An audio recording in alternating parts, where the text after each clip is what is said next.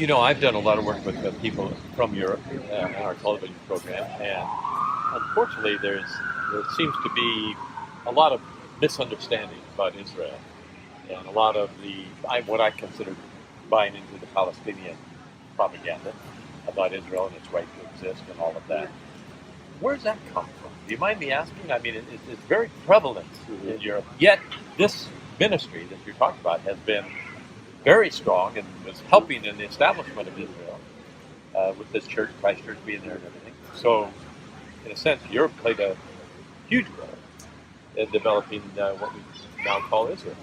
Well, it's a big question, and we only have probably minutes, 5 yeah. minutes and 5 hours. But I'd say it basically goes back to one thing: is there a God?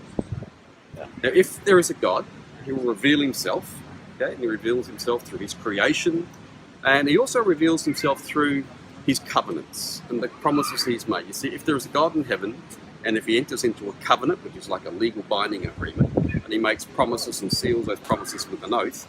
Now, if there's a God, He's going to remain faithful to those covenant promises. So, for instance, He did enter into a covenant with Abraham, and He gave Abraham certain promises. The promise that there'll be a nation, the promise that that nation will live in a land, and the promise that all nations on earth, all families on earth will be blessed through Abraham. Genesis 12, 2 and 3. Okay, so in time, you see that people such as you and I, who are not from Jewish backgrounds, we are part of that fulfillment of that promise. We've been blessed because of that promise that God gave to Abraham, brought into fruition because of Jesus, and the message went out to all the world. But that's just one of those promises. What about the other promises? And so the other promises were that there would be a nation, the nation of Israel, and that nation would live in the land of Israel.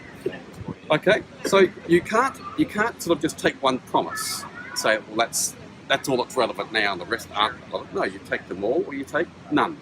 And it all has to go back to the faithfulness of God. If God entered into that covenant with Abraham, if He sealed it with an oath, it's like that.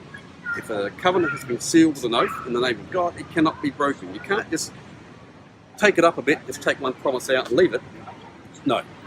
And so the reason that Israel as a nation has existed, let's say for the last 2,000 years when they've been under persecution and exile, is because God entered into a covenant with Abraham.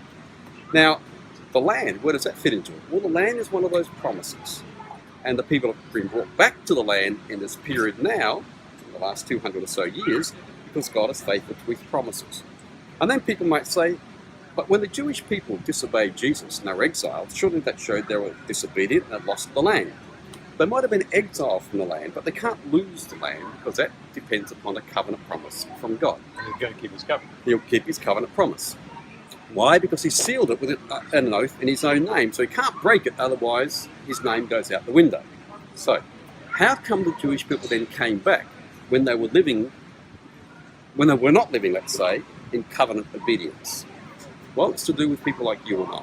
You're originally from the Netherlands, okay? So there were people in Holland, Germany, Britain, elsewhere, who from the 1600s onwards began to read in their scriptures, right? When our forefathers had access to the scriptures, they read there, and they read about these covenant promises.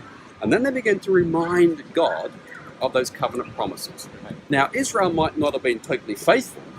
They've never been faithful, neither has the church, incidentally. Yeah. They might not have been totally faithful, but it's people who are reminding God of those promises. And is it a coincidence that almost from the very same time when Christians began to read these things in the scriptures, that things began to happen geopolitically, economically, whereby in time, first of all, Britain became more involved in that region, and Britain as a nation had this sympathy towards the Jewish people coming back, first from the fact that so many Christians in Britain were believing it, but secondly, historical things began to happen whereby Jewish people were getting unsettled in Europe, and many came here to Canada, the States, Australia, New Zealand, South Africa, but many also went back to the land of Israel, Palestine at the time.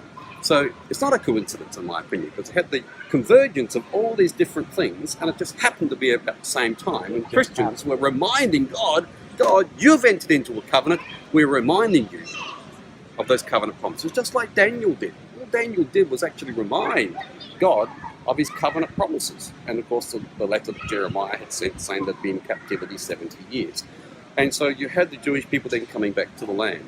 Now, the Jewish people are not perfect. It's important for people to understand that. They're not going back to the land because they are perfect. They never have been. They're going back to the land because it is a testimony of the existence of God.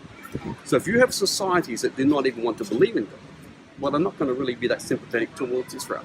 Because Israel coming back to the land is testimony that there is a God, that he is alive, and that he keeps his covenant promises.